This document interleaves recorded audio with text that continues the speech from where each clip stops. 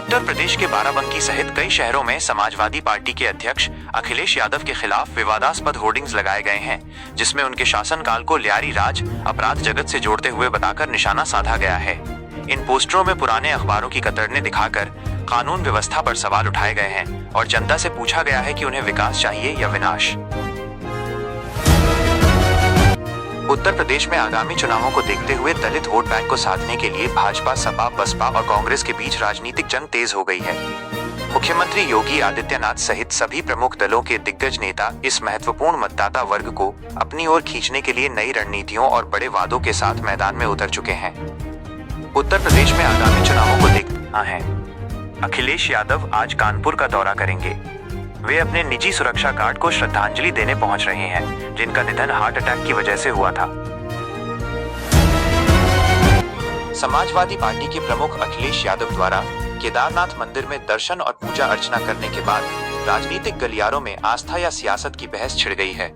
कुंभ अभिषेक की तैयारियों के बीच उनके सनातन शरणम गच्छामी अवतार को आगामी चुनावों से जोड़कर देखा जा रहा है। सरकार ने श्रमिक वर्ग को बड़ी राहत देते हुए न्यूनतम मजदूरी मिनिमम वेज में 250% तक की ऐतिहासिक बढ़ोतरी करने का निर्णय लिया है। इस फैसले से करोड़ों मजदूरों की आर्थिक स्थिति में सुधार होगा और उनकी दैनिक आय में सीधा इजाफा देखने को मिलेगा। लखनऊ। राजधानी लखनऊ में पूर्व मुख्यमंत्री अखिलेश यादव को एक पोस्टर में रहमान डकैत के रूप में दिखाए जाने पर समाजवादी पार्टी के कार्यकर्ता भड़क उठे।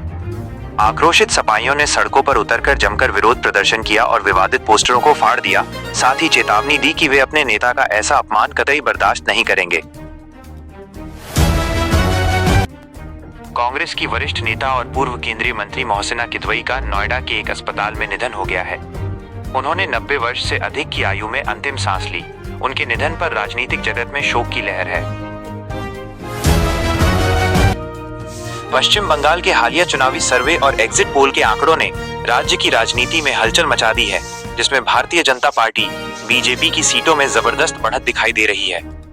इन रुझानों ने तृणमूल कांग्रेस टीएमसी की सुप्रीमो ममता बनर्जी की चिंता बढ़ा दी है, क्योंकि कई सर्वे बंगाल में खेला होने यानी सत्ता के समीकरण बदलने या बीजेपी के सबसे बड़ी पार्टी बनकर उभरने का संकेत दे रहे हैं। लखनऊ में ग्रीन गैस लिमिटेड ने पीएनजी कनेक्शन सेवाओं के विस्तार के लिए तकनीशियनों की भर्ती प्रक्रिया आयोजित की है, जिसमें से कुल 70 योग्य अभ्यर्थियों को शॉर्टलिस्ट किया गया है। चयनित उम्मीदवार शहर में नए गैस कनेक्शन देने और तकनीकी रखरखाव का काम संभालेंगे, जिससे स्थानीय स्तर पर रोजगार के अवसर बढ़ेंगे। जनता पार्टी बीजेपी ने आगामी लोकसभा चुनाव के लिए अपने उम्मीदवारों की छठी सूची जारी कर दी है। इसी बीच तृणमूल कांग्रेस टीएमसी के एक सांसद ने चुनाव आयोग की कार्यप्रणाली पर सवाल उठाते हुए तीखा कटाक्ष किया है, जिससे राजनीतिक गलियारों में बयानबाजी तेज हो गई है। देश की राजनीति में चिराग पासवान के अकेले चुनाव लड़ने के फैसले पर सवाल उठ रहे हैं, क्योंकि 2022 में मुकेश सहनी द्वारा लिए गए ऐसे ही फैसले के बाद उनकी पार्टी टूट गई थी और मंत्रालय भी हाथ से चला गया था। अब चर्चा तेज है कि क्या चिराग का ये कदम उनके राजनीतिक भविष्य के लिए फायदेमंद साबित होगा या उन्हें भी सहनी जैसे परिणामों का सामना करना पड़ेगा। मेरठ में मोबाइल देखने के चक्कर में एक ड्राइवर ने नियंत्रण खो दिया, जिससे 35 बच्चों से भरी स्कूल बस पलट गई। चीख पुकार के बीच स्थानीय लोगों ने बस का शीशा तोड़कर सभी बच्चों को सुरक्षित बाहर निकाला। गनीमत रही कि कोई बड़ी अनहोनी नहीं हुई। उत्तर प्रदेश में आज मौसम का मिजाज बिगड़ने वाला है, जिसके चलते मौसम विभाग ने 50 से अधिक जिलों में येलो अलर्ट जारी किया है। इन इलाकों में बिजली कड़कने के साथ मूसलाधार बारिश होने की संभावना जताई गई है, जिससे लोगों को सावधानी बरतने की सलाह दी गई है। आम आदमी पार्टी आपके भीतर आपसी कलह सामने आ रही है, जहां सोमनाथ भारती ने पार्टी नेता राघव चड्ढा पर निशाना साधते हुए कहा कि मलाई मिली तो साथ थे, लेकिन मुसीबत आई तो साथ छोड़ दिया।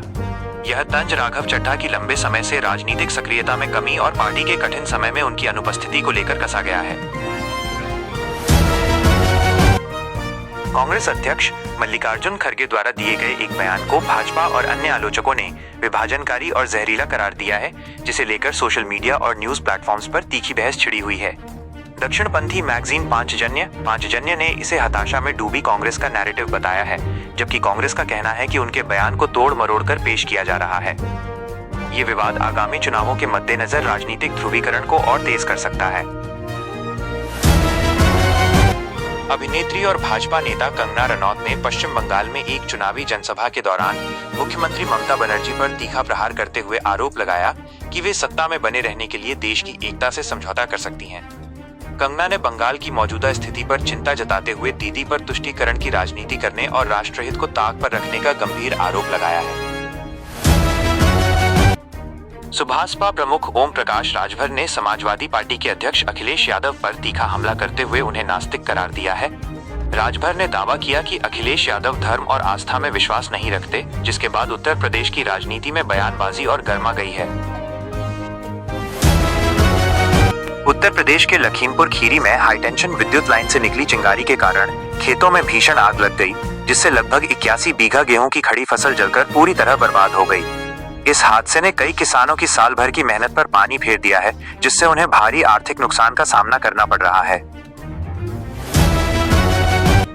सपा प्रमुख अखिलेश यादव ने कानपुर में हुई एक दुखद घटना को लेकर भाजपा सरकार पर निशाना साधते हुए कहा कि भाजपा किडनी निकाल रही है और इस पर भी OTT सीरीज आएगी।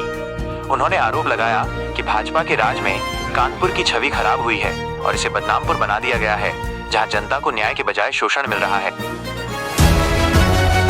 सला अस्पताल UHM में जल्द ही कैंसर मरीजों के लिए 4 बेड का विशेष डे केयर डिपार्टमेंट शुरू होने जा रहा है, जहां मरीजों को अब मुफ्त कीमोथेरेपी की सुविधा मिलेगी।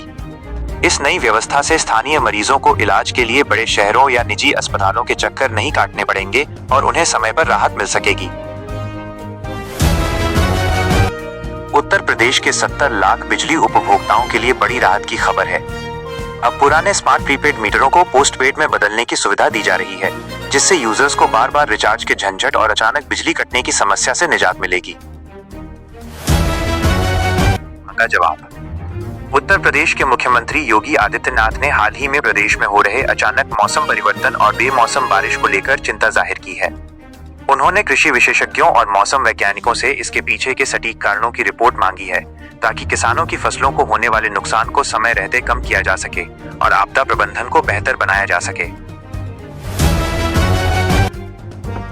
उत्तर प्रदेश में मौसम के बदले मिजाज के कारण 25 शहरों में भारी आंधी बारिश का अलर्ट है, जिसके चलते जनजीवन बुरी तरह प्रभावित हुआ है। प्रयागराज में गंगा नदी पर बना पीपा पुल बह गया है। वहीं मुजफ्फरनगर में 20 फीट लंबी सड़क धंसने और 4 शहरों में भारी ओलावृष्टि से काफी नुकसान की खबर है।